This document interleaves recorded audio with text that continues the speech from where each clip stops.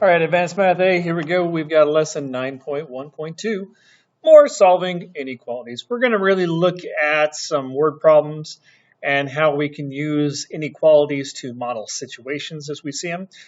9-14, this first problem, this is just kind of a review of what we were doing on our last lesson. So let's just dig into it. Remember, we're looking for those boundaries to see where either the lowest number or the highest number is.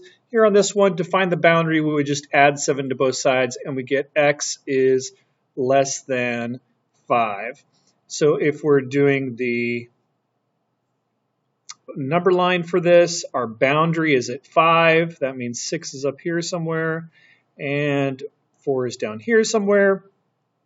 And since it can't be equal to, we would use our open dot to show that 5 is not a solution. So that's our boundary point. And then if I plug in a 4 here, 4 minus 7 is -3, and -3 is less than -2. So it looks like my answers are over here on this side of the graph. And we talked about it in class, how, yeah, this says less than, so x is less than, so less than's over here. All right, next one. I usually like my variables on this side so I don't have to read my inequalities backwards. So I would probably start by subtracting 8m from both sides. So 3m minus 8m, that would give me -5m plus 2 is less than or equal to 8, -8. I'd subtract 2 from both sides and get -5m is less than or equal to -10. And then divide both sides by -5. So I would get m divided by -5 over there is 2, but I'm dividing by negative, and we talked about this in class, that's going to cause us to flip the sign. And let's prove that that's true, that we need to do that flipping of the sign there when we're dividing by a negative number. If my boundary is at 2, that means 3 is over here, and 1's over here. So let's say that we didn't flip the sign. That would have said less than 2, right? So it can be equal to 2, so that's a closed dot. If I did less than 2, then 1 should be a solution, but plug in 1 here and 1 here. Over here, if I plug in 1, I've got 3 plus 2, that's 5. If I plug in 1 over here, I've got 8 minus 8, that's 0. 5 is not less than 0. So it doesn't work, so our answers have to be in this direction.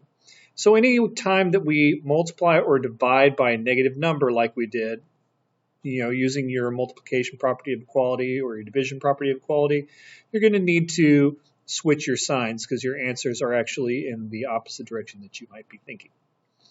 Next one, so we would add 2 to both sides. We'll just do it over here. So I got 2/3 p is greater than, so I'm going to add 2 to both sides, get -2. Okay, and then to isolate p, I'm going to have to multiply. I'm going to have to multiply both sides by 3 halves. 3 halves. So multiply this side by 3 halves. Seriously, they're going to do that. All right, so song's over, so we can finish this.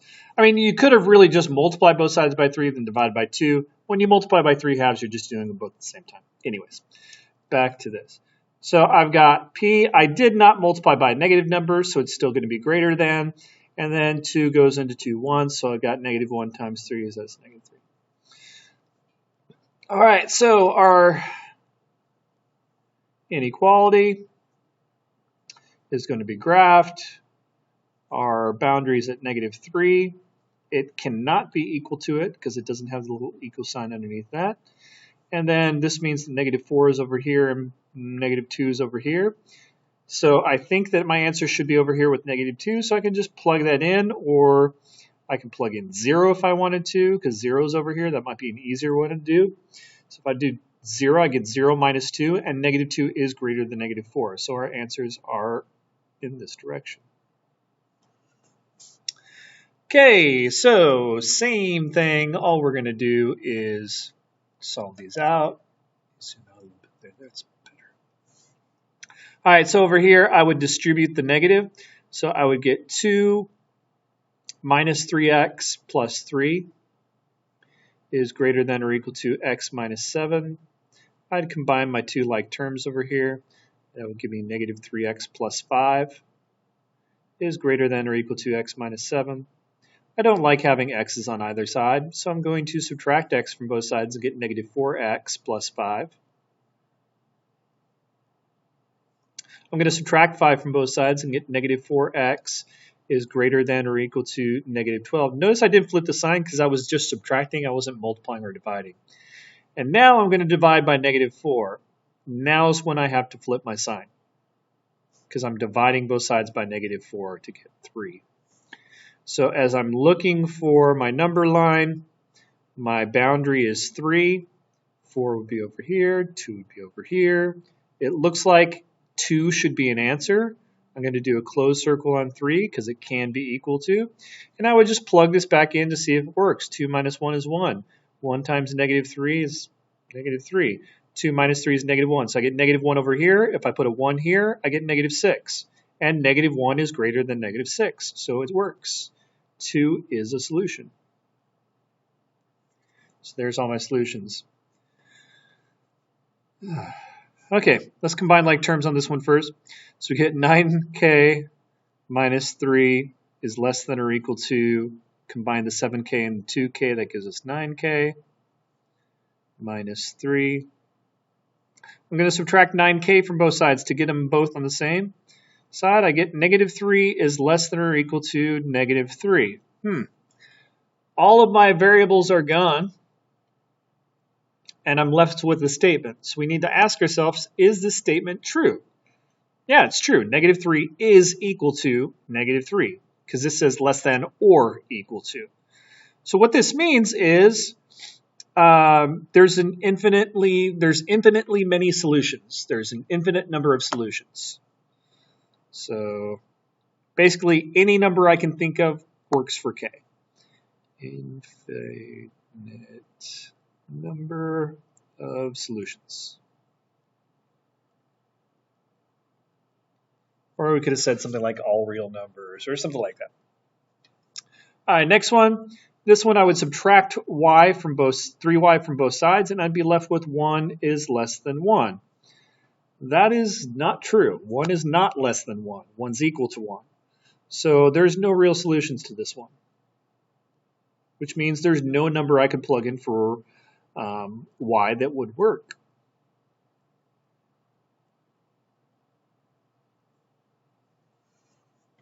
All right, so that's a review of the stuff that we've done in the past. And now we just got 2 word problems, and we're going to kind of see if we can figure out some of this stuff here. All right, so there are a total of 193 member states, countries, in the United Nations as of 2014. All right, so that's kind of an important number.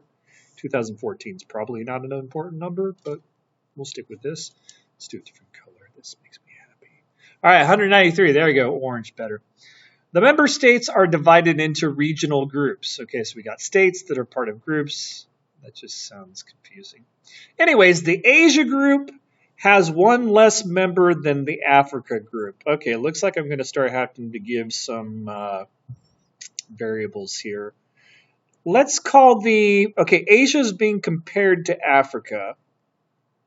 So let's call Africa our X of whatever. So we'll say so these are groups, and this would be the number of countries in the Africa group. So X is going to be the number of countries in the Africa group. I can't spell.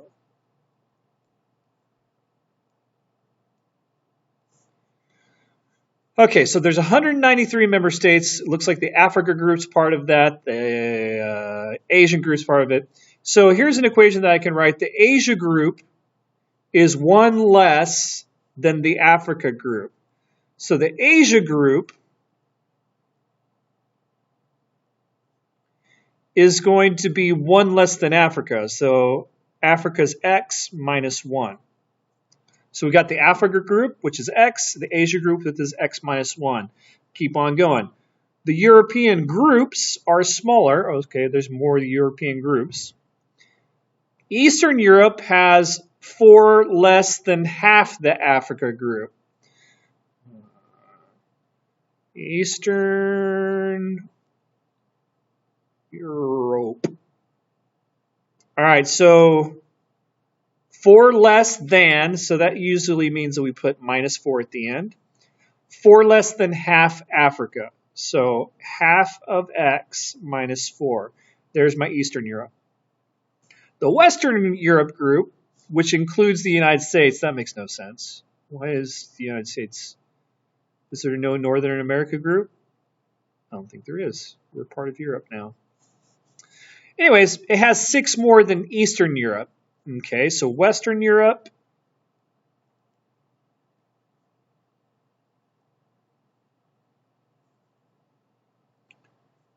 Who made up these groups? Looks like Europeans, because they think Europe's so important they made 2 groups for Europe. Silly people. All right, so Western Europe is 6 more than Eastern Europe. Well, Eastern Europe is this. So Western Europe would be 1/2 of X minus 4, and then 6 more, plus 6, which would actually be 1/2 X plus 2 if I combine these two. I guess I can write that. 1/2 X plus 2. Because said it was 6 more than Eastern Europe. Eastern Europe's 1/2 X minus 4, then 6 more than that. But next, the Latin American group.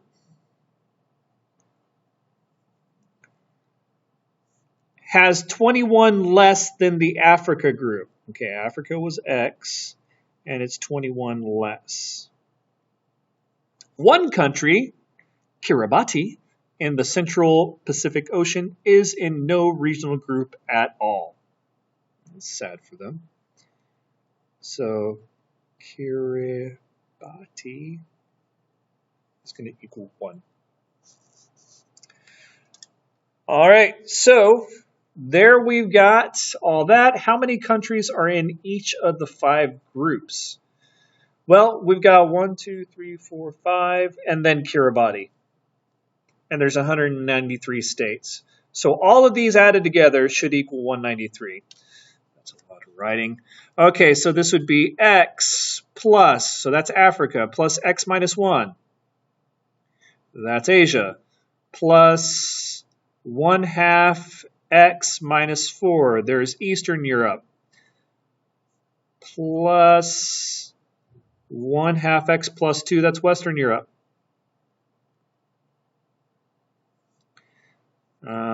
Plus Latin America, plus X minus 21, plus Kiribati. And all of those together make 193 nations. All right, let's combine our like terms. Let's look over all our x's. I've got an x, that's 2 of them. A half and a half, that makes another, that's 3. And then here's my 4th x. So I got 4 x's. I've got -1, -4, that's -5. -5 plus 2 is -3. -3 minus 21 is -24. -24 plus 1 is -23. I hope I'm doing this right. All right, so we get 193 there. I'm going to add 23 to both sides. We get 4x is equal to 216. X goes in there 20 times 5 and 4 left over. So it looks like X is 54. So what's that mean? It means that Africa has 54 nations in that group. Asia, how much would they have? They'd had 54 minus 1, which is 53. Europe, how much would they have? They'd have half of 54, which is 27. And 27 minus 4 would be 23. What about Western Europe? Well, Western Europe was Eastern plus 6, so 23 plus 6 would be 29. About Latin America, that'd be 54 minus 21, that's 33. And then little Kiribati. Where would Australia be in this? Moving on. All right, there wasn't an inequality in that one. I don't know why they added that one to our list of problems to do, but let's move on. All right, in 1912, Japan gave the United States several thousand flowering cherry trees as a symbol of friendship. You can actually still see them to this day. They are in Washington, D.C. Similarly, the nation of Cameroon plans to give flowering Santa?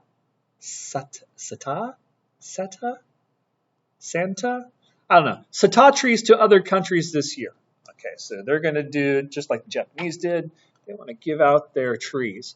So the chief arborist of Cameroon stated, we plant Sata trees when they are 6 centimeters tall, and they grow 9 centimeters every year. The trees only flower when they are taller than 150 centimeters. Cameroon wants to give trees that flower the year they are given. How old must the trees be so that they will flower within the year? All right, so they want to make sure that the trees that they give out are going to flower because nobody wants a flowering tree that they plant and then all of a sudden it doesn't flower. Okay, that makes sense. Good thinking, Cameroon. So we need an equation or an inequality, and see which one would be appropriate for this situation. Now, I think that the big word that helps us remember that this is going to be an inequality is this part that says taller than. So when they talk about when the trees flower, they say when it's taller than 150 centimeters. Now think about it. Is 150 taller than 150? No. So they don't do it at 150. They start flowering at anything bigger than 150. So they could flower at 151 centimeters. They could flower at 152 centimeters. So this taller than is indicating that we probably need to have a greater than or equal to sign. So an inequality would be more appropriate for this one. Remember, the equations need one answer, whereas in inequality you can have multiple solutions that would work. So it would be an inequality because there are a range. Oops, I didn't. There are a range of tree heights that would work.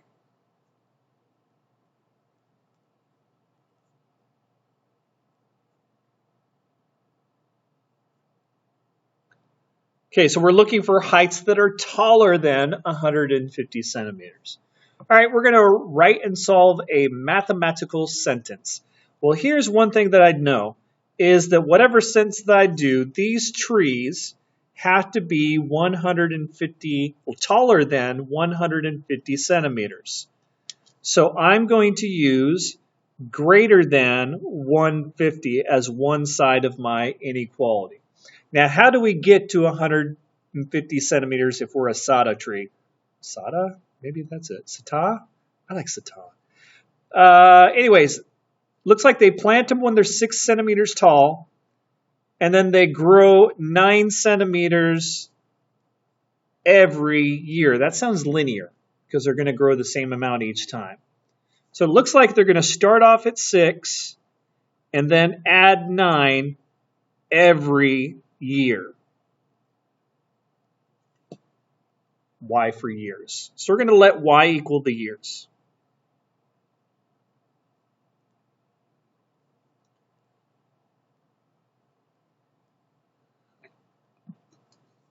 All right, so if we solve this one, we would probably subtract 6 from both sides and get 9y is greater than 144. And then we would need to take 144 and divide by 9. And let's see, 9 goes into 14 once with 5 left over. Looks like 16. So it looks like our trees need to be bigger or older than 16 years old in order for this to work. So if we would Solve that. Looks like we got an answer. It looks like as long as the tree is over 16 years old, it would work. Now, what happens if the arborist also states when the trees become very old, they stop flowering? Make sure you choose trees that are no more than 240 centimeters tall. Include this information with your mathematical model.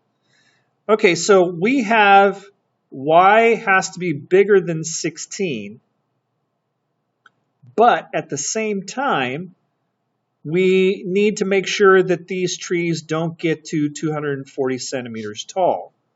So the other thing that we have to look at is when we have 6 plus 9y, it has to be shorter than 240 centimeters tall. So it looks like it's only flowering between 150 centimeters and 240 centimeters. Anything lower than that height won't flower, and anything above that height won't flower. So let's solve this one. We subtract 6 from both sides. We get 9y is less than 246. 9 goes into there twice with 6 left over, 66. That's not going in there evenly. Is this going to be a decimal answer? It is. No, it's not. I did something wrong, didn't I? I didn't subtract. Almost made an error there. All right, so we should get 200 and subtracting 36. Not bad. All right, so 9 still does go in there 2 times, and then we've got 5 left over, 26. Okay, so what we have here is 2 different things that are happening. If you look at a number line, you can see that this is an and statement or a conjunction. We can tell here that our lower bound was 16, and we needed to be bigger than that, going this direction. The upper bound was 26, and we needed to be below that, because anything below that was a number. If you got over 26 years old, the trees don't flower. If it's before 16 years old, the trees don't flower. So we got a nice little sweet spot here where between 16 years and 26 years, our trees are going to flower. And so if we're going to write this as a conjunction, we would say that 16 is less than y, or the years or whatever, which is less than 26. So we could have started off the whole thing. You see how we've got these parts? We could have said 150 less than 6 plus 9y less than, not 26, 240.